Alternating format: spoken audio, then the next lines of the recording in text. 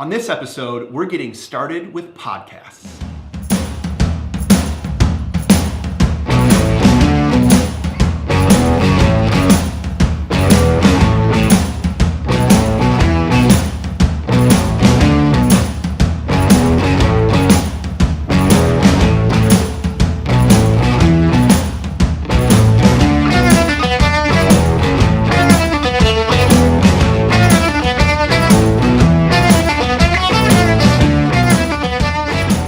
And welcome to episode 18 of the vlog. All right, so let's dive right in. You know, one of the things that we really love to do here on the vlog is we like to bring guests in who geek out about some of the same stuff as us, who are really interested in not only building businesses, but also building community. And so we've got a special guest here today. To my right is Norm Ralph. This is actually Norm's first appearance on the vlog. Yeah. So welcome to my business partner, Norm Ralph. He's been with Thoughtium here for almost 6 months as he and I are building the business. We also love documenting the journey, and so super excited to have Norm in front of the camera. He's been a big part of our weekly podcast in short form and audio form, and that's really what we're talking about today. So I want to introduce the gentleman to my left. This is Jeremy Deemer. He is the founder of Wrigleyville Nation, which is a predominant podcast here in Chicago, and of course they are talking about everything Cubs, everything Wrigleyville, and over the last few years that's been a huge topic here in Chicago. So Jeremy's come in today. We've spent some time at WeWork just discussing a podcast from just an approach in terms of how you build a successful podcast, even down to how you might edit a podcast to really make it pop and really make it sound great for your listeners.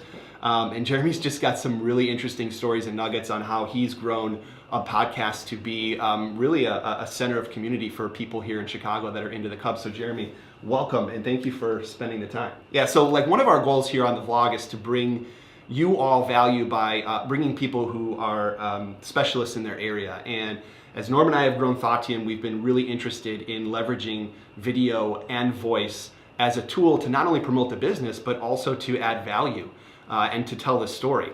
For me, and we were just joking about kind of the differences between someone who's really into voice and really into video. You'd think that they're very similar, but they're two totally different platforms. For me, video is the art form, and I'm still trying to understand audio in terms of how you really tell a story and communicate value in audio because it's so different. So Jeremy, tell us a little bit about you and how Wrigleyville Nation came to be. Sure. I'm a technology manager in the financial services space by day, and one of our hobbies is obviously following the Cubs closely. We're season ticket holders, longtime season ticket holders. My cousin and I, we started a podcast really when the Cubs were very bad, and we wanted to learn more about... So like the last 100 years? So we came in about 5 years ago, which was they were very bad at that time, and all the news was happening in the minor leagues. So we wanted to learn more about what was going on in the minor leagues, so we focused our attention to reading blogs and going out there trying to find that content. But there was a gap for Cubs podcasts that were focused on what was going on there in the minor leagues, that was covering the news that I wanted to know more about. So that's where we spent the time, was to start our own podcast to fill that gap, and selfishly I could get all the information that I needed from having guests on the podcast. Oh, that's so cool. Yeah, so I think for me, I've always been excited to really be a part of your journey and really to get a sense of community as you're thinking about your podcast and what you're looking as far as outreach goes. I know for Anthony and I, community is a big part about our business and something that we're very passionate about. So we'd love to hear about where you start as far as your community goes, the things that you do to engage the community. So when you think about Wrigleyville Nation, give us a sense of the community and some of the different aspects you have with your community. That's a great question, because it's something that's very important to us, and a differentiator for us as a podcast was my cousin lives in Wrigleyville. So not only were we covering the Cubs and the news around the Cubs, but we're also covering neighborhood events. We're answering that question that he gets 9 times a day of where should I take my family before a game. And so those Wrigleyville happenings are a differentiating part of our podcast. That's so interesting too, because one of the things that we talk about in creating content is that you can't be narrow enough. And one of the things that I get so excited about in building content, whether that's on a YouTube channel or a podcast or even like long form on LinkedIn or Medium, is that you can get extremely specific. And because of our great channels of distribution, like you have a following of people that want to know where to go to dinner after a Cubs loss or a Cubs win, whatever that may be. And it's so cool to know that, like, as you talk about that very specific topic, like there are very engaged people that get a lot of value out of that. We have a passionate fan base and listenership for our podcast, and when we have something come up in our lives where we're delayed, we will hear about it on Twitter. Hey, where's the podcast? It's Monday morning. I expect it on my commute. So they're very engaged. We have a lot of back and forth with emails, the tweets, comments, everything. The listenership is very passionate. They give us tips. We get real critical feedback. One of the most important pieces of feedback I ever got was can you turn up the volume, because I can't hear the podcast on the L. So I'm on the red line. I need to turn that volume up. Cool. So there's an extra step in my process to accommodate just that. People who are riding the L and listening to this podcast. It's so funny. So one of the things that we were talking about is your creative process in terms of like from the concept that you're going to talk about for that episode, which apparently is just a text message between you and your business partner. Maybe we should try that, Nora. All the way through to key considerations in terms of distribution. And one of the things that I thought was really interesting, and this is for anyone who's really thinking about starting a podcast, is that the actual capture of the content, the recording of the content, if that's an hour, you spend 2 to 2.5 hours on the post-production, the distribution, and then the engagement in terms of like answering emails and comments, which I think is fascinating. What a lot of people don't know about starting a vlog or a podcast is just how much time is spent after capturing the content, distributing, and then engaging, which is the most important thing.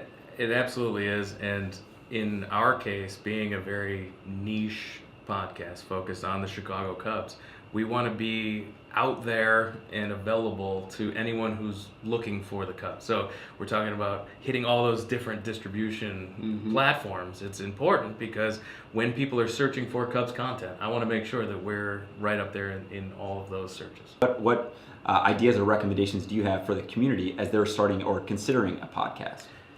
Sure. When I started, the first thing we wanted to identify was the structure. What are we going to do?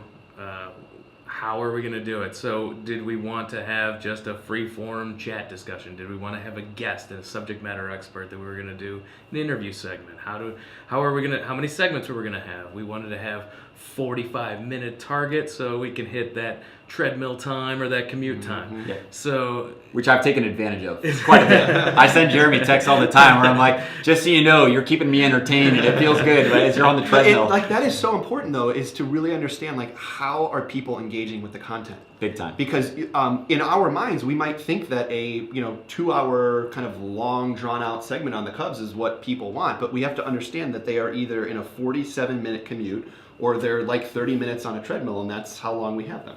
Right, and with audio being the form it is, it can be a passive medium. So people might be doing something else while they're listening. So it's being aware of how you want to structure that, and then the regular cadence of delivering it. That's how you build an audience, is when can they expect to hear your next episode, and then being consistent with it. And so we do every week during the regular season, every 2 weeks in the off season, and we make sure that we're always delivering.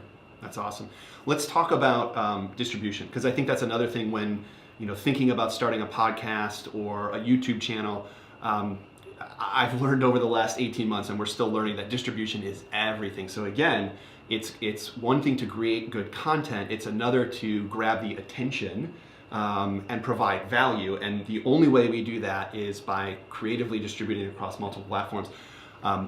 One of the things that I've learned is that we are no longer in like a platform specific world. Like now we just have to distribute across all platforms. Yep. In fact, one of the tips that Jeremy gave me even walking in today was like, hey, are you posting your podcast on your YouTube channel? And in my mind, I'm like, well, no, YouTube is for my art form. That's for video, right? Like that's for interactions like this. Like that's not for the podcast.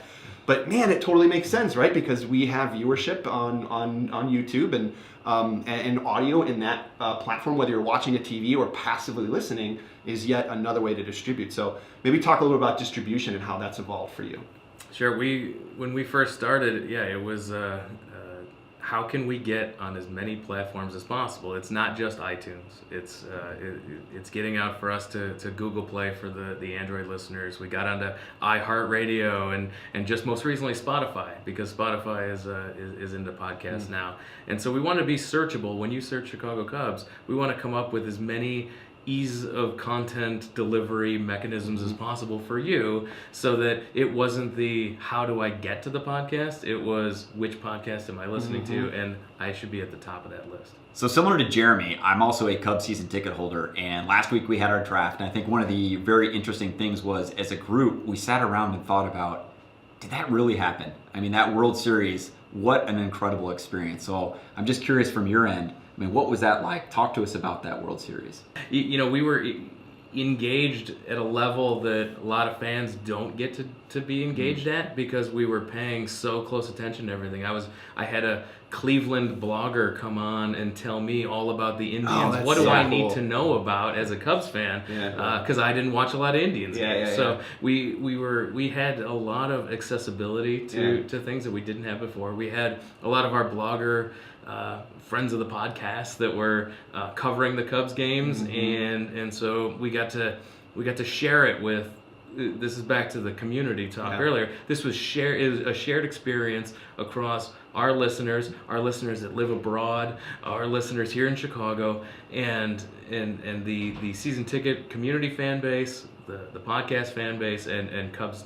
And I think one thing that caught me by surprise, and as you say it makes sense, that your community isn't just Cubs fans. No. Like, as you bring in the Indians blogger, as you bring in other parts of that community, like, so interesting that that's also part of your community. And I think it also adds to a rich experience as people are really trying to understand, and they have questions about that other team or some other aspect beyond the Cubs.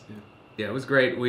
Having him on the podcast, he encouraged me to go to a game in Cleveland, and so I went to a World Series game too out in Cleveland. You had to, and it was just an amazing experience. Well, it's interesting too, the juxtaposition between, one of the topics we talk about, which is distribution, which is like, can we get this out to as many people that would see value in it, and can we leverage technology to go extremely wide with the way that we distribute our content?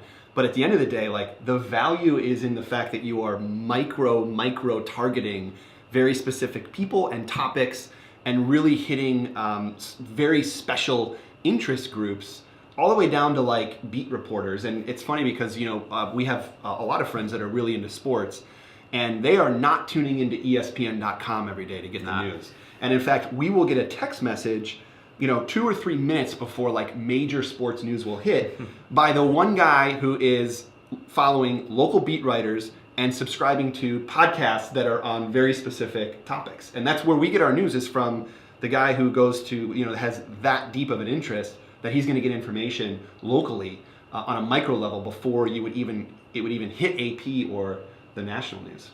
Absolutely. And then we're here to follow up. So it's the age of the quick news hits, but then the podcast medium, the long form blog medium, is the way to then deep dive into those news aspects. How do we take it to the next level and really peel back the layers and deep dive onto those specific topics? We have the ability to do that in the long form, either audio or written word. So cool. All right, so I want to close up with a little bit of a look up and out in terms of our perspective on audio moving forward, because I think all three of us are very interested in podcasting, audio, how it might help deliver value from a small business perspective, how it might create a community from a special interest perspective. We're all involved in it. We're all pretty deep in it, and I think we all share a positive outlook in terms of like what this might become as more and more people start to tap into audio on a day-to-day basis. So Norm, we'll start with you. Like, what are your thoughts on audio and where it's going? Yeah, so I think one of the interesting things for me is I've definitely been watching a lot less TV, and I found myself subscribing to more and more podcasts. So when I think about potentially multitasking or doing things where I'm on the go, I love to be able to just, for 30 minutes, I'm on the commute. I love to have my earphones in and I'm listening to a podcast. So I think for me, I've definitely seen just a consumer transition from sitting down and watching TV to really consuming audio, even when I'm at home. Yeah. I mean, on a Saturday, I'm listening to podcasts. And as I really thought about for us, and we thought about from a business perspective, what are some other interesting ways that we might be able to share different perspectives? We love this idea of these small, snackable audio pieces. And so for us, that's where we started our focus on these 3 to 5 minute perspectives on things that we care about and things we want to share. And it's been really, for me, exciting to hear some of the feedback of, you know, I listened to your podcast really talking about going deep in your career and talking about practitionership. And it got me thinking about what I'm doing today, or I started forecasting where I might want to go. For me, that's just been amazing. So very cool. I think for me, the audio experience is here, and I'm projecting that we're just going to continue to go deeper in audio. Awesome. Yeah, Jeremy. We are just scratching the surface of podcast listenership and adoption. It's it seems like it's been here for a while, but really it's just starting to hit its stride. Now, more than ever, we have the ability to stream a podcast. We don't have to download it. We don't have to hook up a device to a computer to get it. It's now more accessible. It's in our cars. It's everywhere we're going. So the way we consume audio is only going to continue to grow. Mm-hmm. The content that is coming out is only going to continue to grow the medium. There's still people that I know today that are just learning about podcasts. Like, hey, I just subscribed to this podcast, and it's like, you know, I have a podcast. I just had that. I just had that conversation this weekend. So it's still growing. It's still in its infancy, and get in on it now. So, and I'll just add, you know, we are clearly in a world today where no matter what you are interested in, whether that is, you know, specific personalities or people or topics, you no longer consume from a single channel. Mm-hmm. And I think, you know, we can all attest that the things that we follow the most, we tap into a myriad of different channels, whether that is a show on TV, a book that this person has read, a podcast that they're featured on, and potentially some articles that are being posted online. It's just the new way that we follow information is from a multitude or a multi-channel perspective. And I think audio and voice and podcasting is just yet another emerging channel. What excites me is leveraging all of these channels to really create value and to create a value proposition that's unique, and I think that's something that you've done, and we congratulate you for that. And I love that we can put this content out, and then we get the feedback back from those who consume it. Totally. And that's one of the best parts for me, is to hear how people enjoy what we're doing, how people are applying what they're learning from you guys. That feedback is something that I love about the media. Yeah. Speaking of feedback, we would love to hear from you. If you guys have a podcast or started a podcast or are interested in developing some sort of voice platform, we'd love to hear about it. So comment below. Tell us your thoughts in terms of the future of voice and podcasting. Is it here to stay? Or is it cyclical? Are we going to start to see other platforms emerge as the predominant way that we communicate? So Jeremy, thank you so much for joining. Thank you so much for your perspective on building a community, because that's what this is all about. Speaking of, how can they find you? Well, thanks again for having me. It's been a blast. You can find all of the entire back catalog of my podcasts at wrigleyvillenation.com. You can subscribe via iTunes, Google Play, your podcatcher of choice. Twitter, we're at Wrigleyville Nat, same for Instagram, and of course Facebook.com/Wrigleyville Nation. Great, and you can follow us at Thoughtium.ae on Instagram. We'll post that below. Thoughtium.com is where you can find most of our content, and you can search for Thoughtium on YouTube for our YouTube channel. Make sure you subscribe and comment below. Thank you all, and we look forward to connecting with you again on an episode-by-episode basis.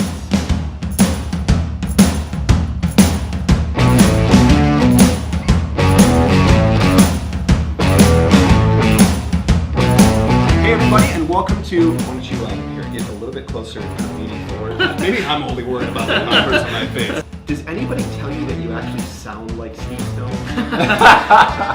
Wait a minute, this guy sounds like Steve Stone. No wonder why he's got thousands of subscribers. My podcast cadence is my name. All right, So- he just walks and talks podcast. Like, want to start a podcast? You know? Are we not sitting next to Steve Stone right now? It is.